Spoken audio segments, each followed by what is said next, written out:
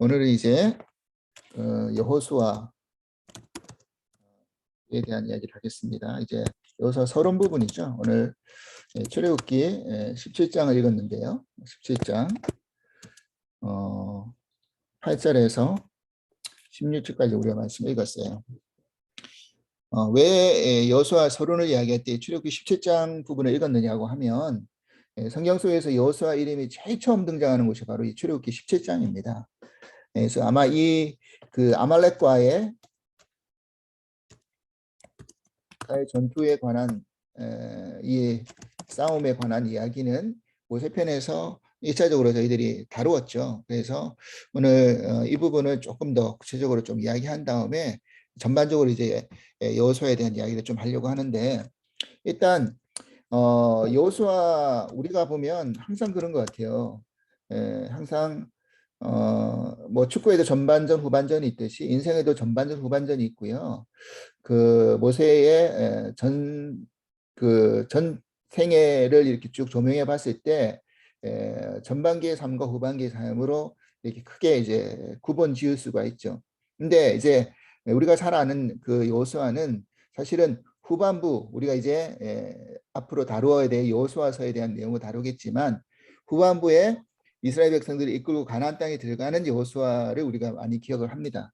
그런데 그 후반부에 그 가나안 땅에 들어가는 여호수아를 기억하기 앞서서 여호수아가 이제 전반부에 어떠한 삶의 여정 가운데 하나님이 그를 선택했는지를 우리가 좀 살펴볼 수 있어야 된다는 것이죠.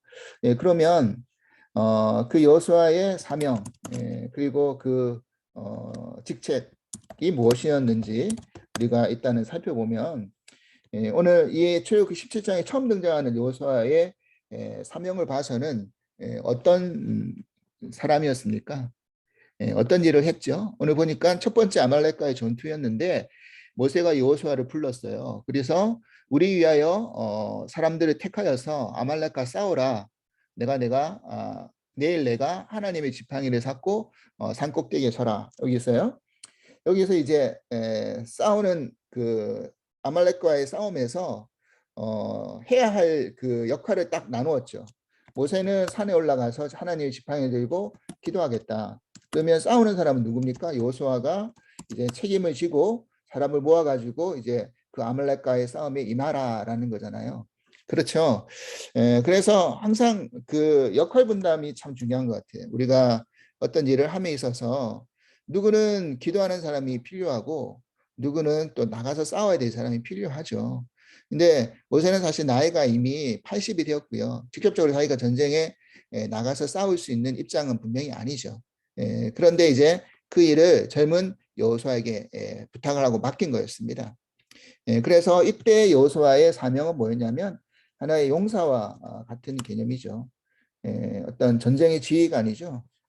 싸움의 어떤 리더로서 용사로서의 역할을 여호수아가 잘 감당을 했어요. 이때 아마 그때 이제 그런 역할을 잘 이렇게 했던 것 같아요. 여호수아가 그런 모세의 눈에 들어왔던 것 같아요. 그래가지고 그 역할을 맡겼고 그 싸움에서 나갔어요. 하지만 중요한 거는 이 전쟁에서의 그 승리는, 그 결과가 어떻게 진행이 되었느냐면, 모세가 이제 산에 올라가서 기도를 하고 있을 때 우리도 그 모세편에서 다룬 것처럼 양옆으로 아론과 훌이 모세가 손을 들고 있으면, 팔을 들고 있으면 그 팔을 붙들었죠. 왜냐하면 팔을 들고 하나님 앞에 기도하고 있을 때 그 팔이 내려오면 그 전세가 우리한테 점점점 불리해졌고요. 팔을 높이 들고 계속 기도의 그런 끈을 놓지 않고 있으면 전세가 이겼다라는 것이죠. 그래서 결국 이 싸움은 사실은 어떤 여호수아가 능력이 많아서, 그리고 여호수아가 모았던 그런 사람들에게 어떤 전술 전략, 어떤 전투력, 그리고 무기, 이런 것이 좋아서가 아니라는 것을 알았어요. 사실 이제 가나안에 들어가면 정복 전쟁을 하잖아요. 가나안 정복 전쟁을 할 때 여호수아는 이미 이때 아말렉과의 싸움에서 뭐 한 겁니까? 하나님이 모세를 통해서 여호수아를 세우게 하시고 뭐 한 거죠? 연습을 이미 한 겁니다. 근데 이 예행 연습은 어떤 싸움의 기술을 익히는 예행 연습이 아니에요. 무슨 예행 연습이었느냐면 믿음의 훈련의 예행 연습이었어요. 어떤 훈련이었습니까? 이 싸움은 결국 우리가 뛰어나서 우리가 능력이 있어서 우리가 경험이 많아서 하는 게 아니다. 사실 그렇잖아요. 뭐 400년 동안 노예 생활하면서 뭐 벽돌이나 구웠던 이스라엘 백성들이 무슨 제대로 훈련을 받았겠습니까? 그렇다고 어떤 무기를 뭐 제대로 가지고 나왔겠습니까? 그런 거 아무것도 없었을 거란 말이죠. 그런데 사실 아말렉이라는 이들은 그래도 하나의 민족을 이루고 그런 싸움에 부딪힐 수 있었다는 것은 뭔가의 어떤 그런 게 있었을 거예요. 조직력이 훨씬 더 있었을 거란 말이죠.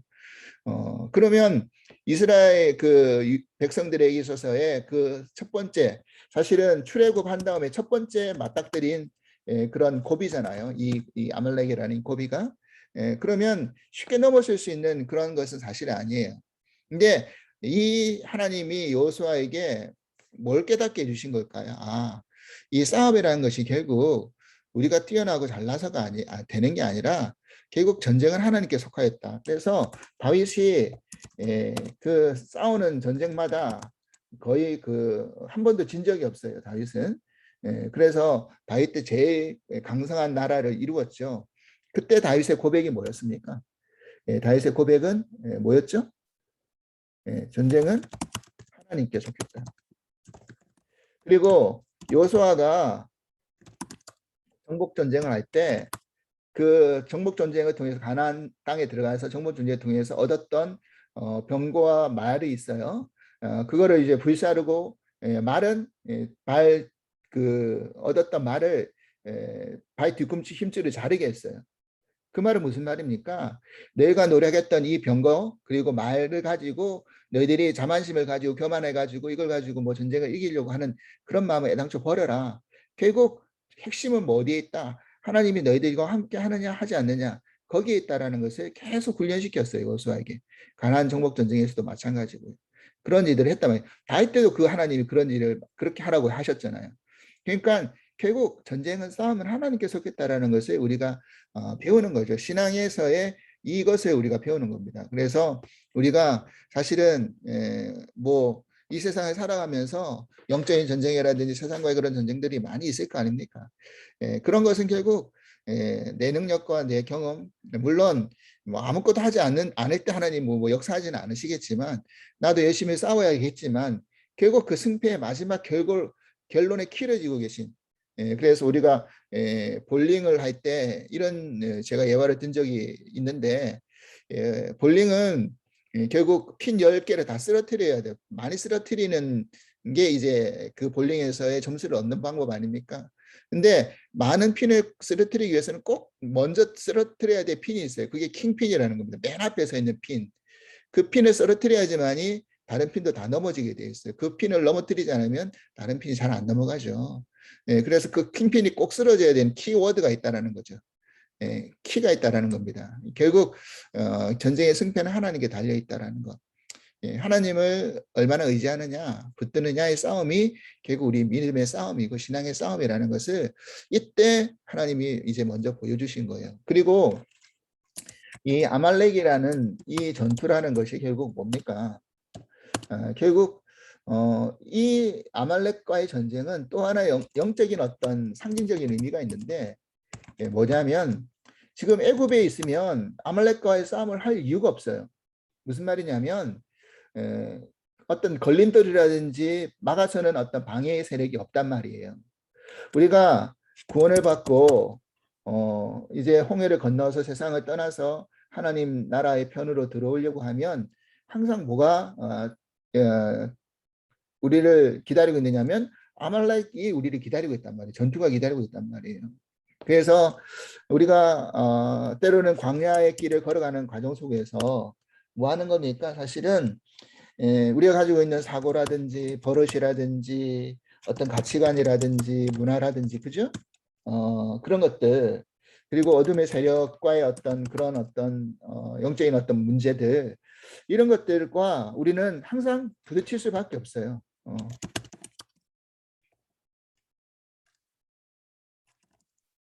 이때 우리가 그런 아말렉과의 전투를 피할 수는 없는 거죠. 그래서 그래가지고 사실은 우리가 교회 나오지 않으면 하나님의 어떤 신앙의 어떤 믿음 안에서 우리가 들어오지 않으면 싸우지 않아도 될 일들이 많아요. 왜냐하면 같은 편이니까. 그렇잖아요. 같은 편이란 말은 같은 사고, 같은 문화, 같은 가치관을 가지고 그 일을 하면 아무런 걸림이 없단 말이에요. 뭐 예를 들어 쉬운 예로 뭐 어떤 술, 담배 같은 예를 들어보자고요. 그게 우리가 하나님 믿는 편에서 들어오기 전에는 그게 무슨 걸림이 됩니까? 근데 우리가 신앙생활 하다 보면 그게 걸림이 된단 말이에요. 그런 것들 또한. 그리고 뭐 주일 우리가 성수하는 것도 마찬가지죠. 뭐 세상에서 살면 뭐 그런 게 무슨 필요가 있습니까, 사실은. 그런데 이제 내가 구원받고 하나님 믿겠다고 결단하는 그 순간부터는 주일을 하나님께 정한 시간이라고 떼어놓고 하나님 앞에 드려야 된다는 마음을 가지고 하는 거니까 그런 것을 자꾸 내가 뭐예요? 나의 것을 자꾸 내 시간 하나님 앞에 드리는 훈련을 하는 거잖아요. 이런 것들. 그러니까 내가 교회 안 나오면 세상 안에서 내가 더불어 살면 싸우지 않을 일들이 많아요. 영적으로 어떤 가치관으로 부딪히지 않을 일들이 많아요. 같이 편성해서 하면 되니까. 하지만 내가 믿음 생활 하겠다. 내가 구원받은 백성으로 살아가겠다. 하나님 백성으로 내가 이제 그런 어떤 신앙의 길을 걸어가겠다라고 결단하며 걸어가는 순간, 들어오는 순간부터는 항상 뭐가 기다리고 있다? 아말렉이 기다리고 있다. 그런데 이 아말렉과의 싸움은 결국 누구에게 달려있다? 하나님께 달려있다. 무슨 말입니까? 내가 이 싸움에서 내가 하나님을 의지하느냐, 의지하지 않느냐의 그 결과가 결국 승리와 패배가 나눠진다라는 거예요. 그래서 상징적으로 모세가 두 팔을 들고 기도하는 게 바로 그런 겁니다. 내가 얼마나 하나님께 두 팔을 들고 기도하느냐. 그리고 그런 그 안에서 실질적으로 나가서 싸우는 사람도 물론 있지만 결국 그 결론은 하나님께서 길을 지고 계시다라는 것을 우리가 잊지 말아야 된다는 거. 이것을 우리가 기억했으면 좋겠고요. 그래서 첫 번째 여호수아가 가졌던 그 사명이 뭐였냐면 용사의 사명이었어요. 그죠? 자, 그 다음에 또 아말렉이 보면 한 가지 더 짚고 나갈게요. 창세기 36장 1절에 보면요. 뭐가 등장하냐면 에서의 족보가 등장해요. 36장 1절에 보면요. 그러면 그 에서의 족보 가운데 누가 있느냐면 에서 에돔의 족보가 이러하다라고 이야기가 하면서 12절에 보면 이렇게 되어 있어요. 에서의 아들 엘리바스의 첩 딥나는 아말렉을 엘리바스에서 낳았다. 그렇죠? 아말렉. 그러니까 이 아말렉이라는 족속은 결국 어떤 족속을 대표하는 겁니까? 에서의 후손이죠. 그러니까 우리가 에서편에서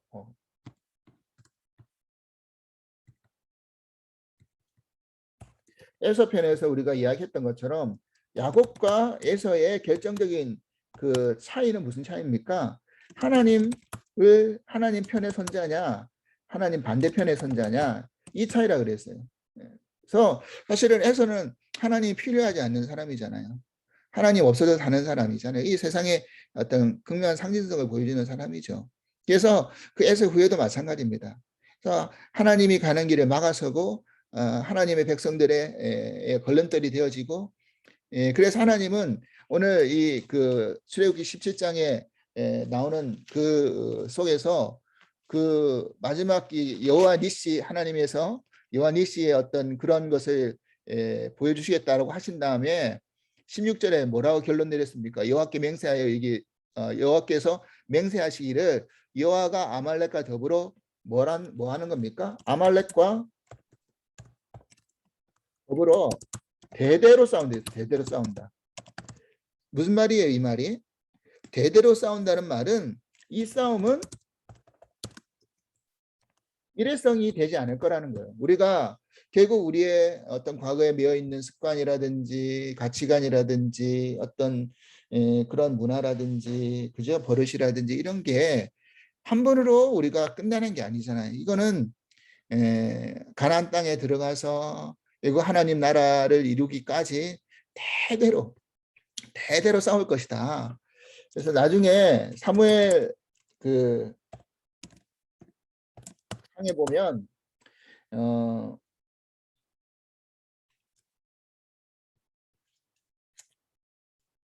사울에게 아말렉과의 싸움이 또 있어요. 이때 아말렉을 다 진멸하라고 했어요.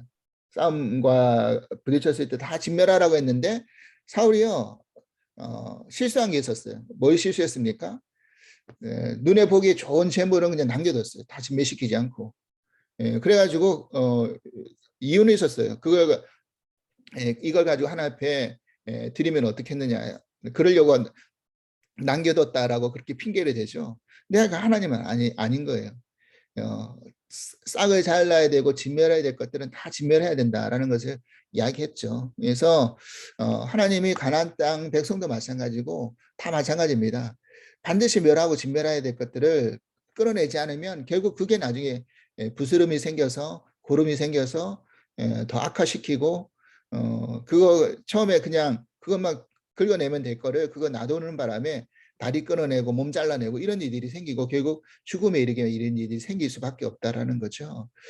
그래서 이런 것들, 그래서 결국 대대로 싸울 수밖에 없는 우리 신앙생활 안에서 이거는 하나님 나라 가는 날까지 대대로 싸울 수밖에 없는. 그래서 우리가 하나님 나라 갈 때까지 하나님 의지하고 붙들어야 되는 이유가 바로 여기에 있다라는 것을 보여주고 있다라는 것입니다. 여호수아, 그거 이제 여호수아는 경험하게 한 거예요. 그래서 가나안 정복 전쟁에서도 그 경험을 가지고 이제 하나씩 싸워 나갈 수 있게 된 것이죠. 그 다음에 두 번째에 여호수아의 또 그런 사명이 있었는데 출애굽기 24장 12절로 13절 말씀 보면 이랬어요. 24장 12절로 14절 보면 이랬어요. 여호와께서 모세에게 이르시되 너는 산에 올라 내게로 와서 거기에 있으라. 내가 그들을 가르치도록 내가 율법과 계명을 친히 기록한 돌판을 내게 주리라. 모세가 그의 부하 여호수아와 함께 일어나 모세가 하나님 산에 올라갔다. 자, 여기서 모세가 시내 산으로 올라갈 때 그냥 혼자 가지 않고 같이 올라갔어요. 여기서 이제 개역 개정은 부하라고 이렇게 표현하고 있는데 그 옛날 성경에 보면 이제 수종자라고 되어 있어. 수종자. 그러니까 지금으로 말하자면 무슨 말입니까? 그 옆에서 어떤 비서 역할이죠. 옆에서 수정해주고 도와주고 수발해주는 사람이죠, 그죠? 그래서 옷에 뭐가 짐이 있으면 또 뭐 짐도 드려야 되겠죠. 뭐 시내산 올라갈 때는 그런 것도 안 했겠지만 물론 하여튼간에 만약에 모세가 어떤 문제가 생기면 어떤 것을 알릴 수 있는 사람도 필요하고 모세는 계속 시내산 하니까 뭐 있어야 되면 내려보내야 될 사람도 필요하고 뭐 이런 여러 가지 일들을 했어야겠죠. 그래서 수종하고 모세의 어떤 그런 뭐라 그러 가장 측근해서 지근해서 오른팔처럼 모세를 따라다니면서 함께했던 사람입니다. 그 말은 결국 뭐가 되는 거죠? 모세가 시내산에서 율법을 받고 계명을 가르칠 수 있도록 돌판을 받는 방법. 하나님께서 모세와 만나는 이 과정을 옆에서 여호수아는 지켜봤을 거라는 거죠. 그러니까 어떤 후계자의 훈련을 이때 이미 한 거죠. 그죠? 그래서 하나님이 모세를 통해서 어떤 계시를 주고 어떻게 함께 하시고 어떻게 역사하시고 가장 가까이서 보는 사람이 사실은 그 다음에 일을 할 수 있는 거죠. 그래서 부하와 수종자로서 하나님은 이미 모세가 그런 여호수아를 데리고 다니면서 그런 일을 할 수 있게끔 그렇게 했다라는 것입니다. 그런 훈련을 시켰어요. 그래서 수하와 수종자 부하로서 그렇게 여호수아를 데리고 다녔어요. 아마 제가 볼 때는 출애굽기 17장에서 그 아말렉과의 싸움에서 여호수아가 어떤 공을 세운 것도 있고 또 자기의 말대로 그렇게 잘 따라왔기 때문에 눈여겨보고 모세가 여호수아를 다시 선택해서 자기를 따라다니도록 이렇게 사명을 맡긴 게 아닌가라는 생각을 또 하게 됩니다. 그래서 두 번째의 여호수아의 사명이 뭐였냐면 이런 역할을 했다라는 것입니다. 자, 그 다음에 이제 세 번째 사명이죠. 세 번째 사명은 뭐냐면 여호수아가 또 어디에서 그 여호수아서 전에 등장하냐면 민수기 14장에 등장하죠. 민수기 14장 6절로 10절 말씀. 자, 이것도 우리가 모세편에서 다 이야기를 했습니다. 이 찾아보지는 않을게요. 이 14장 6절 10절 말씀은 어떤 사건이 등장합니까? 이때는 뭐죠? 가나안 땅을 정탐하기 위해서 각 지파의 대표를 뽑아가지고 보내죠. 그죠? 그래서 각 지파의 대표해가지고 보낼 때 두 사람의 이름만 우리는 기억하죠. 한 사람이 여호수아고 한 사람이 갈렙이었어요. 그죠? 그래서 여호수아는 에브라임 지파의 사람이었고 갈렙은 유다 지파의 사람이었어요. 갈렙, 에브라임 지파는 여호수아. 근데 이때 그 사실은 여호수아 이름이 원래 이때 민수기 14장에서 밝혔던 여호수아 이름은 처음부터 여호수아가 아니에요. 어떤 이름이었냐고 하냐면 호세아였어. 호세아 이름이. 근데 같은 의미예요. 호세아와 여호수아 이름이 다 같은 의미인데 어떤 의미가 있느냐면 나중에 예수와 여호수아, 호세아, 예수와 다 같은 이름이죠. 그 무슨 이름입니까? 자기 백성들의 죄를 대속하여 준다. 이런 의미예요. 그래서 호세와 여호수아 이런 의미예요. 그래서 원래는 호세아였지만 하나님 모세가 이제 여호수아랑 이렇게 이름을 또 다른 같은 이름이기 때문에 여호수아 이름으로 해가지고 그런 어떤 상징성을 가지고 있어요. 그래서 그런 어떤 예표, 예수 그리스도의 또 예표되는 어떤 가나안 땅으로 들어가는 역할을 했던 그런 사람으로서의 여호수아를 우리가 또 배울 수 있기도 하죠. 자, 그랬어요. 자, 그래서 이 민수기 24장에 나오는 이 정탐꾼의 이야기.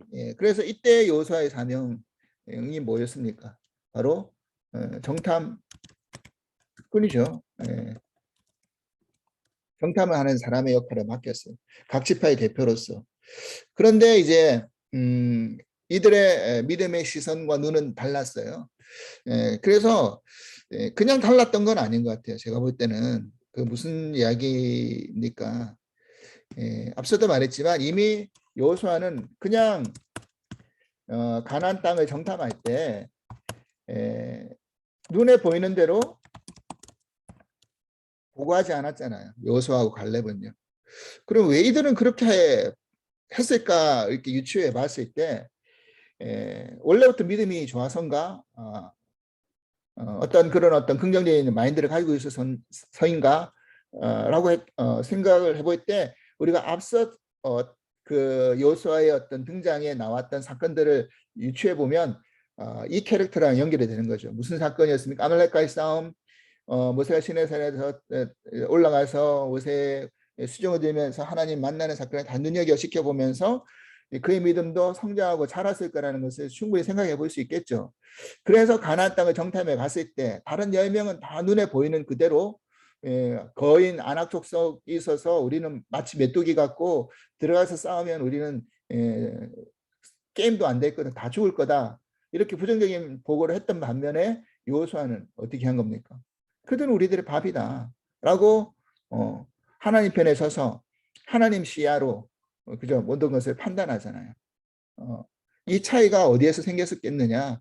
그냥 갑자기 생긴 거라기보다는 그런 앞서서의 그런 훈련과 따라다님으로 인하여 어떤 배웠던 것, 그 믿음의 사람이 여호수아가 이 가나안 땅에 정탐을 갔었어도 하나님 편에서 그런 게 보고하고 생각하고 그런 믿음으로 이렇게 표현된 게 아닌가라는 생각을 하게 됩니다. 그래서 여호수아가 이제 세 번째의 그 역할로 그런 일들을 이제 맡게 된 것이죠. 자, 그 다음에 민수기 27장 22절로 23절 이 부분은 찾아보겠습니다. 민수기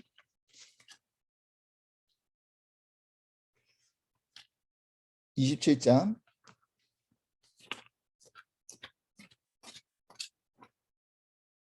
22절로 23절 보면 모세가 여호와께서 자기에게 명령하신 대로 하여 여호수아를 데려다가 제사장 엘르아살, 여기 제사장 엘르아살은 누구의 아들이죠? 아론의 셋째 아들이죠. 엘르아살과 온 회중 앞에서 세우고 그에게 안수하여 위탁하되 여호와께서 모세에게 명령하신 대로 하였더라. 이제 하나님이 모세가 이제 마지막 가나안 땅 들어가기 전에 모세와 아론은 가나안 땅에 들어갈 수 없는 그런 범죄로 인하여서 못 들어가죠. 그래서 이제 자신의 그 역할을 이어서 이 이스라엘 백성들이 이끌어갈 그런 후계자를 세우려고 했다는 것입니다. 이게 이제 모세의 개인의 어떤 그 선택이 아니라 하나님이 이 모든 과정을 다 보시면서 이제 여호수아에게 그런 일을 맡길 수 있게끔 모세에게 명령하신 거예요. 그래서 이제 백성들이 보는 앞에서 제사장 엘르아살에게 안수를 받게 해서 위탁을 하는 거죠. 그의 사명을 위탁하는 겁니다. 그래가지고 이제 여호수아는 그런 모세와 하나님의 어떤 그런 사명의 위탁자가 되어서 이제 네 번째 그의 역할이 어떤 역할입니까? 모세의 후계자 또 민족을 이제 이끌어가는 지도자로서의 사명을 맡게 된 것이죠. 그래서 이제 후반부에 이제 여호수아서에 들어가서 이제 그 역할을 감당한 이들을 이제 하게 된 것입니다. 그러니까 이제 모세가 여호수아가 이제 그것을 쭉 정리해 보면 처음에는 용사로서 하나님과의 전쟁, 그 아말렉과 전쟁 싸움에 나왔고요. 두 번째는 모세의 부하와 수종자로서 모세 밑에서 따라다니면서 배웠을 것이고요. 그 다음에 정탐꾼으로서 하나님의 지정하신 땅 가나안 땅을 정탐하면서 그가 이제 앞으로 가나안 정복 전쟁에서 이 정탐을 했던 것이 또 하나의 또 중요한 경험이 되었을 거예요. 그리고 어떻게 이끌고 어떻게 싸워 나가야 될지를 이미 여호수아가 정탐을 했기 때문에 그런 역할을 감당했을 것이고요. 잘 감당했을 것이고요. 그 다음에 이제 모세의 후계자로서 사명을 맡아서 이제 그 일을 감당할 수 있게끔 이제 역할을 주신 겁니다. 그러니까 이런 일련의 어떤 과정들을 우리가 쭉 따라오다 보면 사람이 그냥 갑작스럽게 되어지는 건 아닌 것 같아요. 이게 이렇게 훈련받고 또 여러 가지 어떤 과정을 거치면서 믿음도 성장하고 자라가면서 결국 궁극적으로 하나님이 그에게 사명을 맡겨주신다라는 것을 우리가 기억하면서요. 우리도 이 땅 안에서 때로는 용사로서 때로는 수종자로서 때로는 하나님 일을 맡겨진 어떤 그런 순종자로서의 어떤 바로 보일 수 있는 뭐 말이 정탐꾼이지만 어떤 세상을 바라볼 수 있는 바르게 바라볼 수 있는 눈을 가진 사람으로서 또 하나님의 어떤 사명의 어떤 역할을 맡겨주신 사람으로서 이런 일들을 우리가 잘 감당해 나갈 때 하나님이 그때그때마다 여호수아에게 맡겨주신 그 사명이 여호수아는 잘 뭐 한 겁니까? 감당한 것 같아요. 용사로서도 수종자로서도 정탐꾼으로서도 모세의 후계자로서도 그 역할을 잘 감당했어요. 그때 근데 이런 모든 일련의 과정을 살펴보면 그 뒤에 여호수아는 항상 누구와 함께 있기 때문에 이런 사명을 잘 감당했겠습니까? 하나님과 함께 있기 때문에 하나님을 의지하고 붙들었기 때문에 이런 사명을 잘 감당했다라는 것입니다. 그러니까 우리도 우리의 사명이 항상 같을 수는 없죠. 때로는 살다 보면 우리의 인생에서도 이런 사명들이 바뀔 때가 있을 겁니다.